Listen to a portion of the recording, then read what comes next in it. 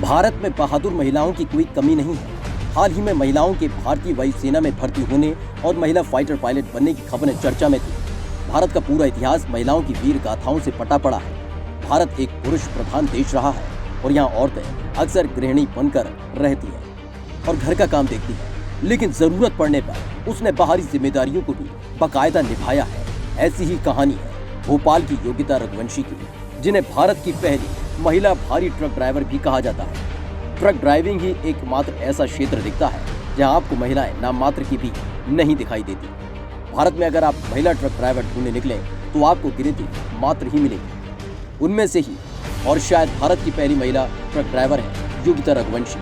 Truck driving का काम इतना मुश्किल और रिस्की है कि महिलाओं के लिए इसमें सुरक्षा के बड़े खतरे हैं। शायद ही कोई महिला अपनी मर्जी से इस लाइन में आना चाहे। योगिता को भी ट्रक ड्राइविंग का काम मजबूरी में ही करना पड़ा, लेकिन उन्होंने ये काम इतने साहस और निपुणता से किया कि आज उन्हें इस लाइन में 15 बरस के करीब हो चुकी है। योगिता 4 भाई बहनों के साथ महाराष्ट्र के नंदुरबार की रहने वाली है। योगिता वहीं पली बढ़ी और कॉमर्स और लॉ में डिग्री हासिल की, लेकिन उनकी शादी भोपाल में हुई।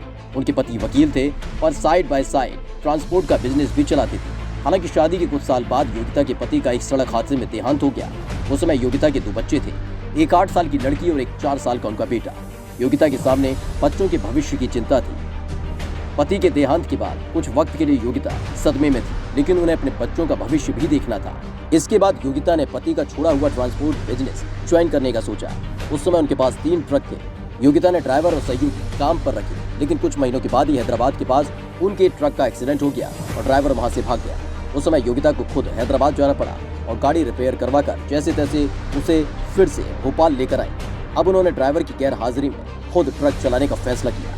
इसके लिए उन्होंने पूरी तरह से ट्रक ड्राइविंग सीखी और कुछ महीनों बाद वो फुल टाइम ट्रक चलाने लगी। आज योगिता को ट्रक चलाते हुए 1 दशक से ज्यादा हो चुका है और इस सफर में उन्हें बड़ी बड़ी परेशानियां झेलनी पड़ी, लेकिन उन्होंने हार नहीं मानी। कई बार तो उन्हें पूरी रात ड्राइविंग करनी पड़ती थी। भोपाल से वो कई बार दक्षिण भारत तक ट्रक चलाते हुए गए। इस बीच उन पर पुरुषों द्वारा कई बार हमले भी हुए, लेकिन योगिता ने सबका डटकर सामना किया। अगर हम लोग दुनिया का तो नजरिया नहीं बदल सकते हैं कि दुनिया हमारे बारे में क्या सोचती है। सबसे पहले हर इंसान को अपना नजरिया बदलना पड़ता है कि वो अपने आप को ड्राइवर कहलाने में भी कोई कमी महसूस ना करे। किसी न किसी दिन दुनिया जरूर उसको सर उठा करके देखेगी और बोलेगी।